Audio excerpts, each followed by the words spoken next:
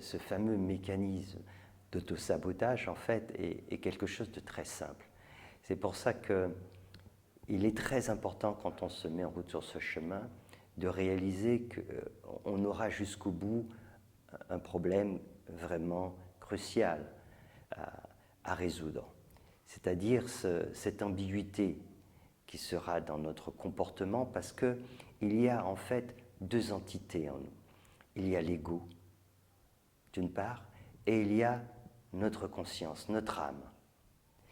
Et en fait, elles vont dans des directions, l'un et l'autre vont dans des directions totalement opposées.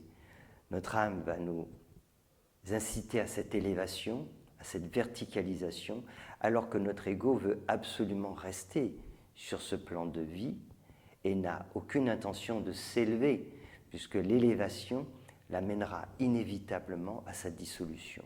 Et évidemment, l'ego ne veut pas de cela. Donc, c'est de là que réside ce paradoxe, c'est que d'un côté, on a une envie d'avancer, une envie de tendre vers cette lumière, on ressent cet appel de l'âme, et notre ego peut l'accepter dans une certaine mesure, mais je dis bien dans une certaine mesure, tant que ça ne le met pas profondément en danger, tant que c'est quelque chose qui peut agrémenter un peu notre vie conventionnelle, ça va.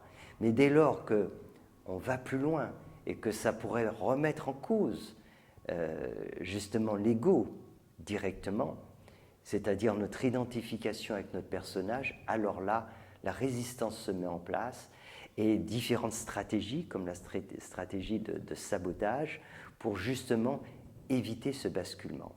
Et c'est pour ça qu'il faut garder vraiment toujours ça à l'esprit.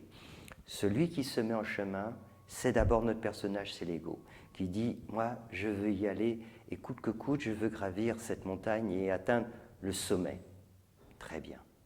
Mais cette personne-là ne sera jamais la personne qui atteindra le sommet.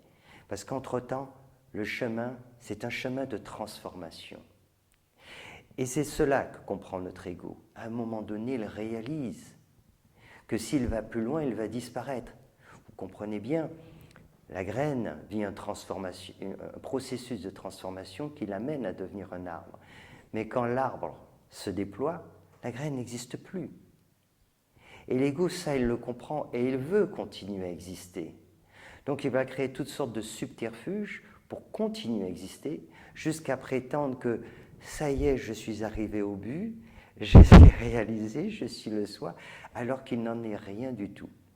Donc il y a une stratégie de sabotage quand il sent en fait qu'on est proche, que l'âme est toute proche et que si on continue, le basculement va se faire, alors notre ego peut tout faire pour saboter justement ce cheminement, ce qui nous laisse perplexes, puisque d'un côté, on sent au fond de nous ce désir, plus que désir, cet appel de l'éveil, et d'un autre côté, on se rend compte, après coup souvent, qu'on a des comportements totalement inadéquats, pour ne pas dire clairement de sabotage, pour atteindre l'objectif qu'on s'est fixé. La raison, elle est là. Et c'est pour ça qu'il faut vraiment l'avoir à l'esprit et de se dire, attention, ce n'est pas de l'autre et des autres dont je dois me méfier, mais c'est de moi-même. C'est ce mode de fonctionnement. Et il viendra un moment, et surtout quand je serai proche du but, où justement, je mettrai en place cette stratégie. D'où l'importance, à un moment donné, sur le chemin spirituel, d'avoir quelqu'un qui peut nous aider, nous éclairer, pour éviter de tomber dans ce piège, ou tout du moins, de s'en sortir.